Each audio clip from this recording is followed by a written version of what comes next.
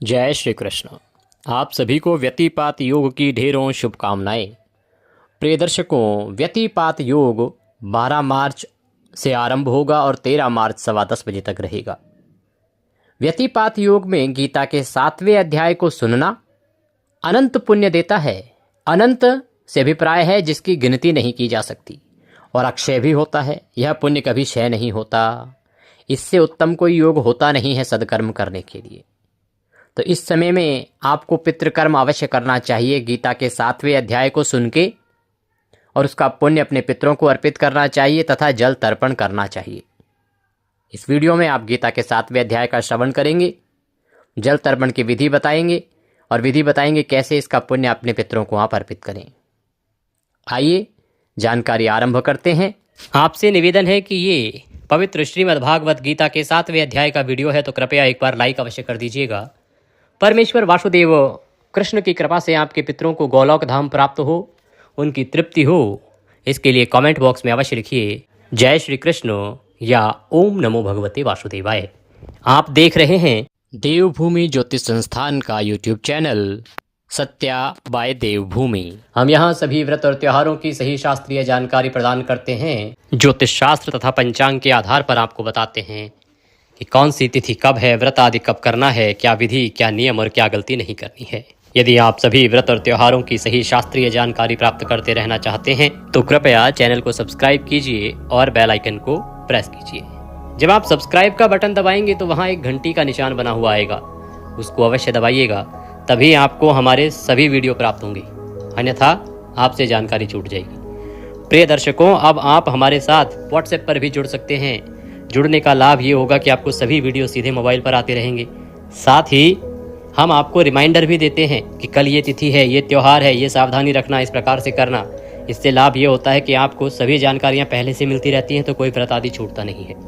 अगर आप व्हाट्सएप पर जुड़ना चाहते हैं हमारे साथ तो वीडियो के अंत में एक नंबर आएगा 900 से, उस पर व्हाट्सएप मैसेज कीजिए, अपना नाम लिखिए और कहिए कि आपको व्हाट्सएप पर ऐड किया जाए, तो हम आपको अपने साथ व्हाट्सएप पर जोड़ेंगे और फिर सभी जानकारी सीधे आपको मोबाइल पर आती रहेंगी। तो आइए गीता का 7वां अध्याय आरंभ करें। उससे पहले आपको करना क्या है ये जान लेते हैं। सुबह स्नान आदि से निवृत्त होकर स्वच्छ वस्त्र धारण कीजिए और ग्रहण काल में यदि आप गीता का 7वां अध्याय पढ़ रहे हैं, सुन रहे हैं और तर्पण कर रहे हैं, पढ़ना नहीं है क्योंकि पुस्तक को छूना दोष उत्पन्न करता है, सुन सकते हैं।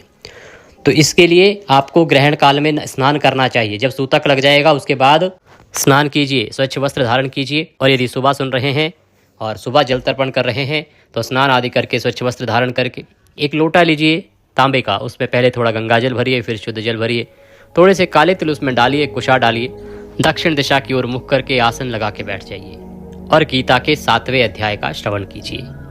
तो आप सामग्री तैयार कीजिए, आसन लगाइए। अब हम गीता के 7वें अध्याय का पाठ आरंभ करेंगे और पाठ के बाद हम आपको बताएंगे कि कैसे आपको इसका पुण्य अपने पितरों को अर्पित करना है, संकल्प कैसे करना है, और फिर आपको जल तर्पण कराएंगे, कैसे तर्पण करना है और कैसे मंत्र बोलना है। आपने आसन लगा लिया होगा, लोटे को सामने रखिए, सभी सामग्री उसमें होनी चाहिए। उसमें देखते हुए भगवान का ध्यान कीजिए। आरंभ करते हैं। अथ श्री मद्भागवत गीता 7वां अध्याय। श्री भगवान बोले, हे पार्थ, अनन्य प्रेम से मुझ में आसक्त चित्त तथा अनन्य भाव से मेरे परायण होकर योग में लगा हुआ तू जिस प्रकार से संपूर्ण विभूति, बल, ऐश्वर्य आदि गुणों से युक्त सबके आत्मरूप मुझको संशय रहित जानेगा, उसको सुन। भगवान कहते हैं कि हे अर्जुन, आज मैं तुम्हें वह ज्ञान देने वाला हूं जिसको सुनने के बाद इस सृष्टि के प्रति, ईश्वर के प्रति, परमात्मा के प्रति तुम्हारे मन में कोई संशय नहीं रहेगा, भय नहीं रहेगा, सभी प्रकार के संशय दूर हो जाएंगे। मैं तेरे लिए इस विज्ञान सहित तत्व ज्ञान को पूर्णतया कहूंगा, जिसको जानकर संसार में फिर और कुछ भी जानने योग्य शेष नहीं रह जाता। कि हे अर्जुन, मैं तुझे जो आज ज्ञान देने जा रहा हूं ना, ये एक ऐसा ज्ञान है जो तत्व सहित है और इसको जानने के बाद फिर पृथ्वी पर कुछ और जानने योग्य शेष रह नहीं जाता। मनुष्याणाम सहस्त्रेषु कश्चिद्यति सिद्धये यततामपि सिद्धानाम कश्चिन माम वेत्ति तत्वतः। हे अर्जुन, हजारों मनुष्यों में कोई एक मेरी प्राप्ति के लिए यत्न करता है और उन यत्न करने वाले योगियों में भी कोई एक मेरे परायण होकर मुझको तत्व से अर्थात यथार्थ रूप से जानता है। भगवान कृष्ण कहते हैं कि इतना बड़ा संसार है, इतने जीव हैं, पर मेरी प्राप्ति के लिए यत्न करने वाले, प्रयत्न करने वाले कोई विरले ही होते हैं, कोई एकाध ही होते हैं। और जो प्रयत्न करने वाले होते भी हैं उनमें भी कोई एक होता है जो मुझे यथार्थ रूप से जान पाता है। एक तो भगवान को जानने की कोशिश करने वाले कम, और कोशिश करने वालों में भी जो सफल हो पाए वो बड़े ही कम हैं। भगवान श्री कृष्ण कहते हैं कि हे अर्जुन, पृथ्वी, जल, अग्नि, वायु, आकाश, मन, बुद्धि और अहंकार, इस प्रकार यह 8 प्रकार के भेदों से विभाजित मेरी प्रकृति है। यह 8 प्रकार के भेदों वाली तो अपरा अर्थात मेरी जड़ प्रकृति है, और इससे महाबाहो जो दूसरी है जिससे ये सारा संपूर्ण जगत धारण किया जाता है, उसे मेरी जीव रूपा अर्थात परा चेतन प्रकृति जान। भगवान कहते हैं कि 2 प्रकार की प्रकृति हैं, एक है जड़ और एक है चेतन। अर्जुन, तू ऐसा समझ कि संपूर्ण भूत इन दोनों प्रकृतियों से ही उत्पन्न होने वाले हैं, और मैं संपूर्ण जगत का प्रभव तथा प्रलय हूँ, अर्थात संपूर्ण जगत का मूल कारण हूँ। हे धनंजय, मुझसे भिन्न दूसरा कोई भी परम कारण नहीं है। यह संपूर्ण जगत सूत्र के मणियों के सदृश मुझ में गुथा हुआ है। भगवान कृष्ण कहते हैं कि ये जो संसार है ना, वो इन 2 प्रकृतियों से ही उत्पन्न होता है। ये 2 ही प्रकृतियां मूल हैं, इन्हीं में ये सारा संसार रचा बसा रहता है, और मैं ही पूरे जगत का जगत करता अर्थात सृष्टि करता, प्रभव करता, पालन करता तथा अंत में संहार करता, प्रलय करता हूँ। ये जो सृष्टि है, ये जो जगत है, इसका मूल कारण मैं ही हूँ। इसका मूल कारण कौन है? भगवान वासुदेव ही हैं। इसके अतिरिक्त और कोई भी नहीं है। कहते हैं कि अगर भगवान वासुदेव ना हो तो ये सृष्टि भी नहीं होगी। ये धनंजय, मुझसे भिन्न दूसरा कोई परम कारण है ही नहीं। ये संसार भगवान श्री कृष्ण के अंदर रचा बसा है। जैसे मणियों में एक दूसरे में मणियाँ गुथी रहती हैं, उसी प्रकार से ये भगवान के अंदर, भगवान कृष्ण के अंदर गुथा हुआ है, भगवान वासुदेव के अंदर गुथा हुआ है। उनके बिना इस संसार की कल्पना भी नहीं की जा सकती। हे अर्जुन, मैं जल में रस हूँ और चंद्रमा तथा सूर्य में प्रकाश हूँ। भगवान कृष्ण कहते हैं कि ये जो जल है, जिसका मूल गुण क्या है? उसका रस। वो रस कोई और नहीं, मैं स्वयं ही हूँ। भगवान वासुदेव ही उसमें रस रूप में विद्यमान है। चंद्रमा और सूर्य जिस प्रकाश से, जिस तेज से चमकते हैं, वह प्रकाश भी कोई और नहीं है, स्वयं नारायण ही है।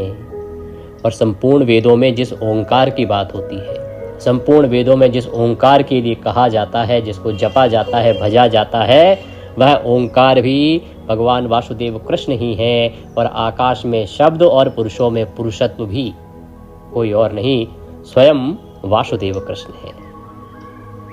पुण्यो गंधः पृथिव्यां च तेजास्मि विभावशो जीवनम सर्वभूतेषु तपचास्मि तपस्विषु।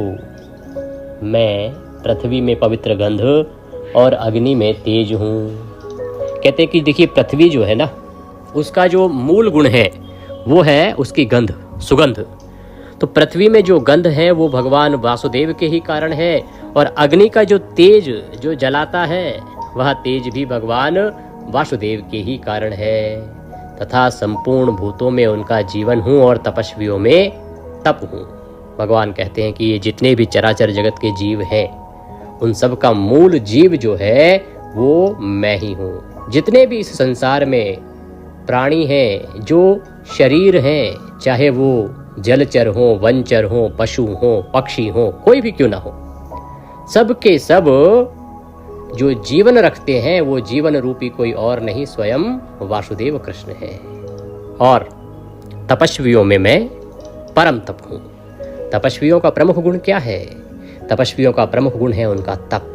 तो तपस्वियों में जो तप होता है वो भी कोई और नहीं, स्वयं वासुदेव कृष्ण ही है।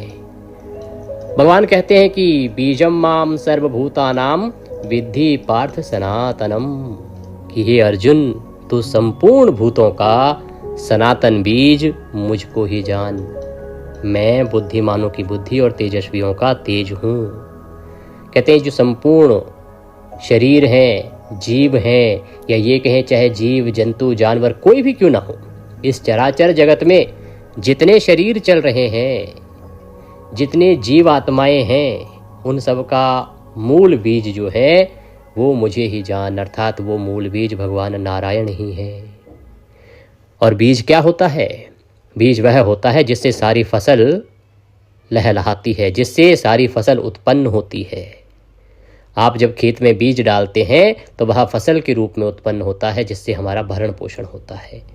तो किसी भी जीवन के पनपने के लिए बीज की आवश्यकता होती है। तो भगवान कृष्ण यही समझा रहे हैं कि इस पूरे सनातन का बीज जो है वो उन्हें ही समझना चाहिए, उन्हीं से ये पूरा सनातन उत्पन्न हुआ है। कहते हैं बुद्धिमानों की बुद्धि और तेजस्वियों का तेज हूँ। बुद्धिमानों की जो कुशाग्र बुद्धि होती है वो कोई और नहीं, स्वयं नारायण ही है। और तेजस्वियों में जो तेज होता है वह तेज भी कोई और नहीं, स्वयं वासुदेव कृष्ण ही है। बलम बलवताम च अहम, हे भरत श्रेष्ठ मैं बलवानों का आसक्ति और कामनाओं से रहित बल अर्थात सामर्थ्य हूँ। जो बलवान लोग हैं उनका प्रमुख गुण है बल, सामर्थ्य, वो कोई और नहीं, स्वयं नारायण के कारण ही है, स्वयं वासुदेव कृष्ण के कारण ही है। और सब भूतों में धर्म के अनुकूल अर्थात शास्त्र के अनुकूल काम हूँ। और जितने भी जीव हैं उन सब में धर्म और शास्त्र के अनुकूल जो काम है वो भी भगवान श्री कृष्ण के कारण ही हैं। और भी जो सतगुण से उत्पन्न होने वाले भाव हैं, जो रजोगुण से उत्पन्न होने वाले भाव हैं तथा तमोगुण से होने वाले भाव हैं, उन सब को तो मुझसे ही होने वाले हैं ऐसा जान। परंतु वास्तव में उनमें मैं और वे मुझ में नहीं है। भगवान कृष्ण कहते हैं कि अर्जुन ये जो सत रज तम, ये जो 3 प्रकार के गुण कहे गए हैं, इनसे जो भाव उत्पन्न होते हैं ना तो वो मेरे भीतर विद्यमान है, अर्थात ना तो वो तीनों भाव रहते हैं भगवान के अंदर, और ना ही उन तीनों भावों में भगवान वासुदेव विराजमान रहते हैं। उनका भगवान वासुदेव से कोई लेना देना नहीं। इसीलिए कहते हैं कि जो सत रज तम में डूबा है वो प्रभु के निकट जा नहीं सकता, क्योंकि उनसे भगवान का कोई सरोकार ही नहीं है। वो उत्पन्न होने वाले हैं, भगवान से ही उत्पन्न होने वाले हैं, परंतु ना उनमें भगवान बसते हैं और ना वो भगवान के भीतर बसते हैं। गुणों के कार्य रूप सात्विक, राजस और तामस, इन तीनों प्रकार के भावों से ये सारा संसार प्राणी समुदाय मोहित हो रहा है। इसीलिए इन तीनों गुणों से परे मुझ अविनाशी को नहीं जानता। कि अर्जुन ये जो सारा चराचर जगत है ना, ये राजस, तामस और सत, इन तीनों प्रकार के भावों से भरा पड़ा है। और इन्हीं तीनों प्रकार के भावों की छाया इनके ऊपर ऐसी पड़ी है कि इनकी आंखें बंद हो गई हैं। इनकी आंखें बंद हो गई हैं से अभिप्राय है कि हर ओर मनुष्य इन तीनों भावों से ही घिरा रहता है, ग्रसित रहता है, मोहित रहता है। ये तीनों भाव मनुष्य की विचार शक्ति पर पड़े हैं। इस कारण से मनुष्य की बुद्धि इन तीनों भावों के अनुसार ही कार्य करती है। इन तीनों भावों का मनुष्य की बुद्धि पर इतना प्रभाव है कि वह कुछ और सोच ही नहीं पाती। इसीलिए इन तीनों गुणों से परे मुझ अविनाशी को नहीं जानता। कहते हैं कि जो मनुष्य है वो इन 3 भावों से बाहर नहीं निकल पाता, और यही कारण है कि ये मनुष्य मुझ अविनाशी को नहीं जानता। क्योंकि जो इन 3 गुणों के अंदर घुमा रहता है, जो इन 3 गुणों के अंदर घुसा रहता है, जिस पर इन 3 गुणों का प्रभाव बहुत अधिक रहता है, वो कभी भगवान को भज ही नहीं पाता, कभी भगवान को जान ही नहीं पाता।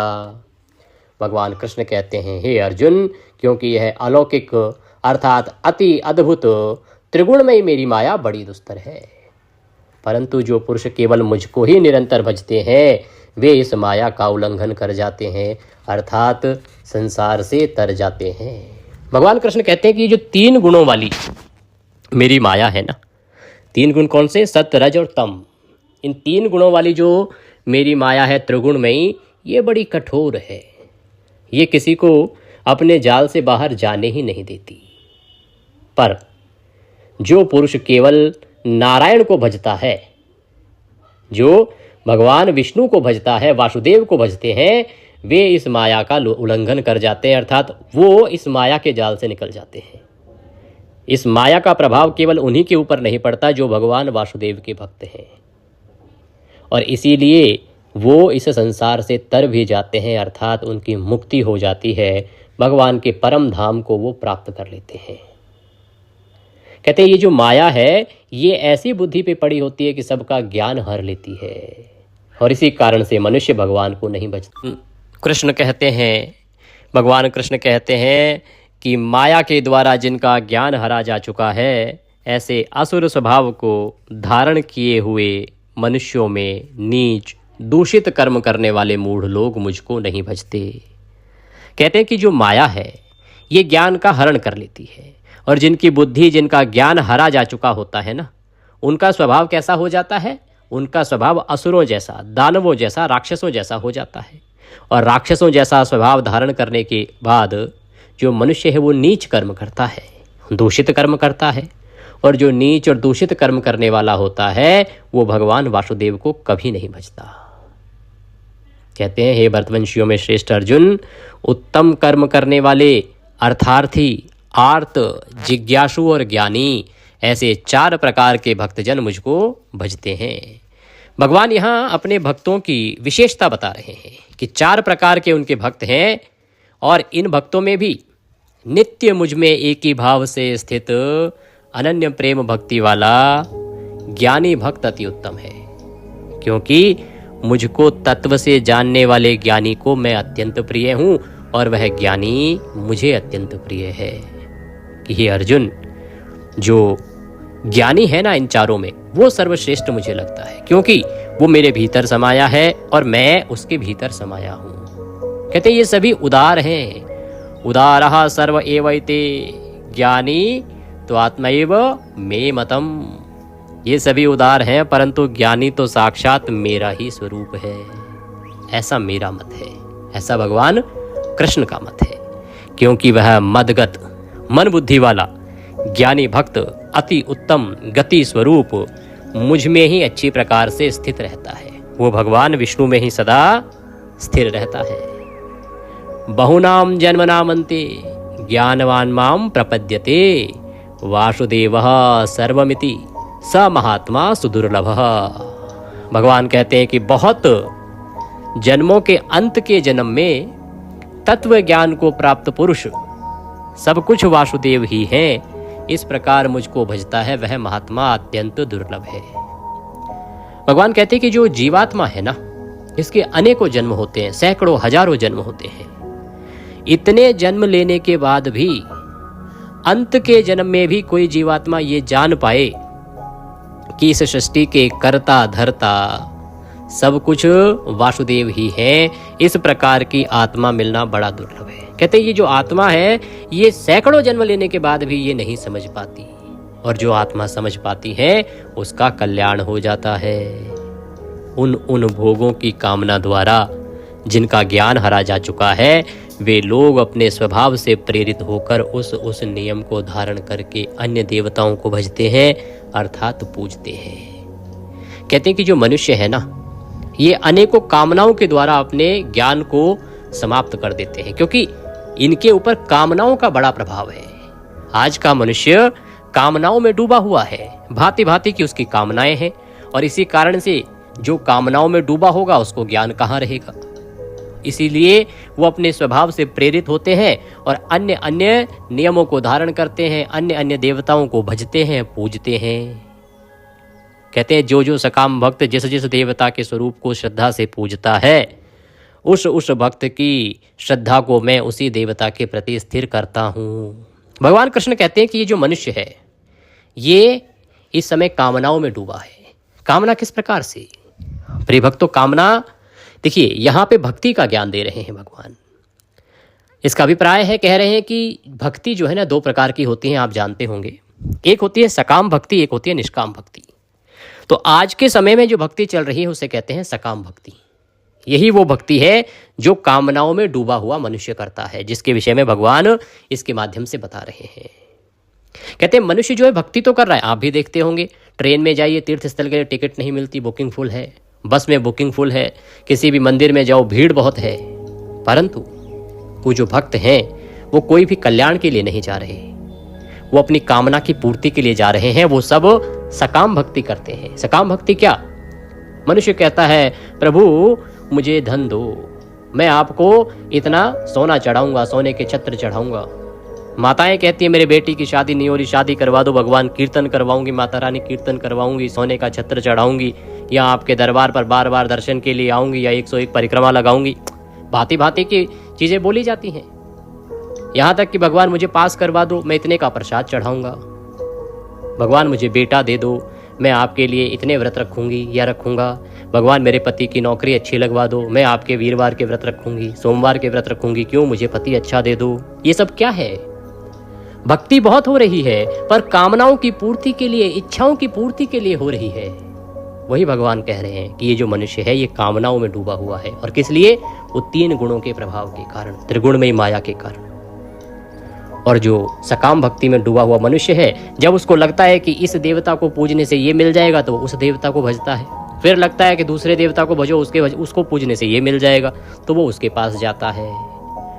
तो भगवान कहते हैं कि ये जो मनुष्य है ये जिस जिस देवता का पूजन करता है, मैं उसी देवता के प्रति इसकी भक्ति को और अधिक स्थिर कर देता हूँ। कैसे कर देते हैं? कहते हैं वह पुरुष उस श्रद्धा से युक्त होकर उस देवता का पूजन करता है और उस देवता से मेरे द्वारा ही विधान किए हुए उन इच्छित भोगों को निसंदेह प्राप्त करता है। क्यों? जो मनुष्य है ना वो उस देवता को पूजता है इस भाव से कि प्रभु मेरी ये इच्छा पूरी कर दो। अब उसको वो फल तो प्राप्त होता है, परंतु वास्तव में वो फल मेरे द्वारा अर्थात भगवान वासुदेव के द्वारा ही विधान किया गया होता है।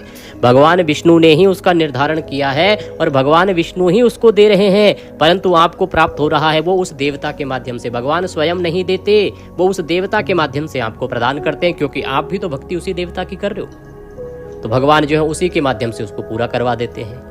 और जब ऐसे पूरा होता है तो मनुष्य को लगता है कि इसी देवता ने मेरे इस काम को किया है, इसीलिए उस देवता के प्रति उस मनुष्य की भक्ति और अधिक स्थिर और प्रगाढ़ हो जाती है।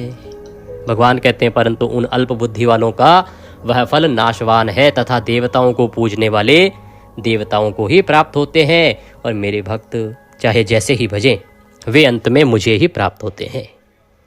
कि ये जो फल प्राप्त करते हैं ये नाशवान फल है, आज नहीं तो कल नष्ट हो जाना है। कामनाओं की पूर्ति तो हो रही है, पर चाहे पुत्र हो, चाहे नौकरी हो, चाहे धन हो, आज नहीं तो कल समाप्त होगा, क्योंकि मनुष्य को तो यहाँ से जाना है और साथ वो सब जाएंगे नहीं। परंतु मेरे भक्त चाहे जैसे ही भजें अंत में वे मुझे ही प्राप्त होते हैं। तो जब आप उन देवताओं को भजते हो तो आप उन्हीं देवताओं के धाम को भी जाते हो, नारायण के धाम को नहीं जाते। पर जो भगवान के भक्त हैं विष्णु के, वो चाहे जैसे मर्जी भजे उनको, वो उन्हीं के धाम को प्राप्त करते हैं। ध्यान दीजिएगा, अन्य किसी देवता के धाम को जब प्राप्त करते हैं आप तो वो मुक्ति नहीं है, वो कुछ समय के लिए आप पुण्य कर्मों से उस देवता के धाम में रहेंगे, वापस पृथ्वी पर आना पड़ेगा। मुक्ति केवल नारायण ही देते हैं। कहते हैं बुद्धिहीन पुरुष मेरे अनुत्तम अविनाशी परम भाव को न जानते हुए मन इंद्रियों से परे मुझे सच्चिदानंदन घन परमात्मा को मनुष्य की भांति जन्म कर व्यक्ति भाव को प्राप्त हुआ मानते हैं। कहते हैं कि ये जो मनुष्य है ना ये सोचता है कि मैं भी जैसे मनुष्य उत्पन्न होता है फिर मृत्यु को प्राप्त होता है वैसे ही जन्म लेता हूँ और मृत्यु को प्राप्त हो जाता हूँ।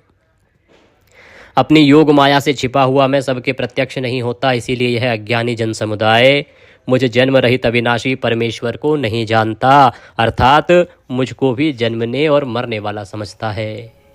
हे अर्जुन, पूर्व में व्यतीत हुए और वर्तमान में स्थित तथा आगे होने वाले सब भूतों को मैं जानता हूँ, परंतु मुझको कोई भी श्रद्धा और भक्ति से रहित पुरुष नहीं जानता। जिसमें श्रद्धा होगी, भक्ति होगी, वही केवल मुझे जान सकता है। हे भरतवंशी अर्जुन, संसार में इच्छा और द्वेष से उत्पन्न सुख दुख आदि द्वंद्व रूप मोह से संपूर्ण प्राणी अत्यंत अज्ञानता को प्राप्त हो रहे हैं। परंतु निष्काम भाव से श्रेष्ठ कर्मों का आचरण करने वाले जिन पुरुषों का पाप नष्ट हो गया है वे राग द्वेष जनित द्वंद्व रूप मोह से मुक्त दृढ़ निश्चयी भक्त मुझको सब प्रकार से भजते हैं। कहते हैं कि जो मनुष्य निष्काम भाव से कार्य करता है उसके कर्म अच्छे होते हैं, और जब आचरण अच्छा होता है तो उसके सभी पापों का नाश हो जाता है, और जब पापों का नाश हो जाता है तो ऐसा मनुष्य ज्ञानवान हो जाता है और वह मुझे हर प्रकार से भजता है। और जो मेरे शरण होकर जरा और मरण से छूटने के लिए यत्न करते हैं वे पुरुष उस ब्रह्म को, संपूर्ण आध्यात्म को, संपूर्ण कर्म को जानते हैं। जो पुरुष अधिभूत और अधिदैव के सहित तथा अधियज्ञ के सहित मुझे अंत काल में भी जानते हैं वे युक्ति चित्त वाले पुरुष मुझे जानते हैं अर्थात प्राप्त हो जाते हैं कि हे अर्जुन, ये जीवात्मा यदि मुझे अंत समय में भी भज लेती है तो मैं उसका भी उद्धार कर देता हूँ, कल्याण कर देता हूँ। इस अध्याय के माध्यम से भगवान श्री कृष्ण एक ही संदेश देते हैं कि मनुष्य को सकाम भक्ति त्याग के निष्काम भक्ति की ओर जाना चाहिए। उद्देश्यों की पूर्ति के लिए भक्ति करें, पर उससे अधिक अच्छा है कि आप कामना रहित होकर कि हे नारायण, हम तो तेरे भक्त हैं, तुझे भजेंगे, जैसी तेरी इच्छा, जैसे तू चाहे वैसे रख ले। भगवान से मांगो ना कुछ, केवल भक्ति करो। कहो प्रभु इतना दो कि बस आपकी भक्ति में डूबे रहें, सदा आपकी भक्ति करते रहें, उससे बाहर कहीं ना जाएं, तब मनुष्य का कल्याण है। बोले कृष्ण भगवान की जय। ओम तत्सदिति श्रीमद्भागवत गीता श्री ब्रह्म विद्यायाम योग शास्त्रे श्री कृष्ण अर्जुन संवादे ज्ञान विज्ञान योगो नाम सप्तमो अध्यायः संपूर्णः। अब लोटे को दोनों हाथों में उठा लीजिए और उसमें देखते हुए भगवान का ध्यान करते हुए निवेदन कीजिए कि हे प्रभु, मैंने जो गीता का 7वां अध्याय सुना है इसका संपूर्ण पुण्य मैं अपने सभी पितरों को अर्पित करता हूँ, ये उन्हें प्राप्त हो और इसे वो तृप्त हो। संकल्प करने के बाद अब तर्पण करेंगे। एक दूसरा पात्र लीजिए बड़ा, लोटे को लेफ्ट हैंड में लीजिए उल्टे हाथ में, और सीधे हाथ में जो अंगूठा और उंगली के बीच का क्षेत्र है उसे पितृ तीर्थ कहते हैं। वहाँ से जल को दूसरे पात्र में छोड़िए और मंत्र बोलिएगा, ओम ह्रीं श्रीं क्लीं स्वधा देव्यै स्वाहा, ओम ह्रीं श्रीं क्लीं स्वधा देव्यै स्वाहा। इस प्रकार से तर्पण कीजिए। पितरों से निवेदन कीजिए कि हे मेरे पितरों, इस जल को ग्रहण करो और तृप्त हो, तृप्त हो, तृप्त हो। इस प्रकार से धार भी दक्षिण दिशा की ओर होनी चाहिए, आपका मुख भी दक्षिण दिशा की ओर होना चाहिए। तर्पण करेंगे। तर्पण करके ये जल जो है पीपल को अर्पित कर दिया जाएगा। इसमें जो उत्तम समय होता है वो होता है कुतुब काल का, लगभग 11:30 से 12:15 के बीच में पूरे भारत में ये समय चलता है। पर क्योंकि ये जो दिन है ये व्यतिपात योग का महत्वपूर्ण है, इसमें महत्व है व्यतिपात योग का। योग जो है वो 12 तारीख को आरंभ हो रहा है सुबह 9:30 बजे, तो 12 तारीख को पूरा दिन में आप इसको कर सकते हैं, और 13 तारीख को सुबह 10:30 बजे से पहले पहले आपको कर लेना चाहिए। और 13 तारीख की सुबह का बहुत अधिक महत्व है। व्यतिपात योग में जो फल है ना, तो वो जो पुण्य फल कहा गया है शास्त्रों में प्रिय दर्शकों, वो पुण्य फल कहा गया है कि जब आरंभ होता है उस समय करोगे तो 1,00,000 गुना अधिक फल है। मध्यम काल में करोगे तो उस समय पुण्य मिलेगा 1 करोड़ गुना। फिर जब अंत समय शुरू होता है इस योग का उस समय में 100 करोड़ गुना, और अंत जब हो रहा हो उस समय में यदि आप करते हैं तो अनंत गुना पुण्य की प्राप्ति कही गई है और अक्षय फल की प्राप्ति कही गई है। इसीलिए इस के अनुसार ही आपको यह श्रवण करना चाहिए और पितरों का तर्पण करना चाहिए। बाकी आप अपनी सुविधा के अनुसार भी देख सकते हैं, क्योंकि आवश्यक नहीं कि आपके पास उस समय हो ही, क्योंकि सबको ऑफिस जाना होता है और ये वर्किंग डे है। तो जैसे आपको बन पड़े उस समय पे आप इसको कीजिए, सब कुछ कल्याणकारी रहेगा। पाठ के निमित्त यदि दक्षिणा आदि कुछ भी भेजना चाहते हैं तो आपकी स्क्रीन पर नंबर आ रहा होगा 900 से, उस पर भेज सकते हैं। कुछ और कहना चाहें, पूछना चाहें तो कमेंट बॉक्स में लिख के पूछ लीजिएगा। भगवान कृष्ण सब पर कृपा करें। हरे कृष्ण।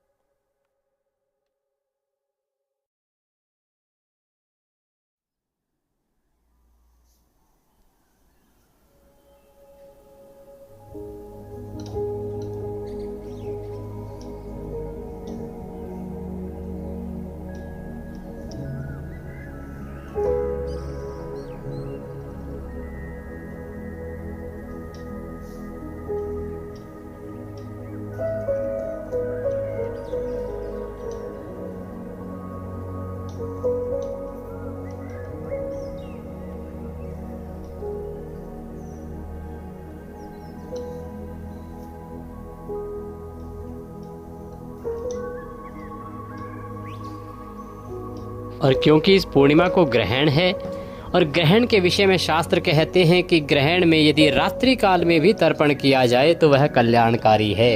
इसीलिए आप 3 तारीख को ग्रहण के समय रात्रि काल में भी तर्पण कर सकते हैं, उत्तम पुण्यदायी रहेगा।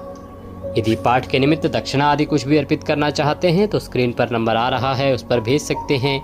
QR कोड भी हमने साथ में दिया है, उसको भी स्कैन करके भेज सकते हैं। भगवान नारायण सब पर कृपा करें। हरे कृष्ण।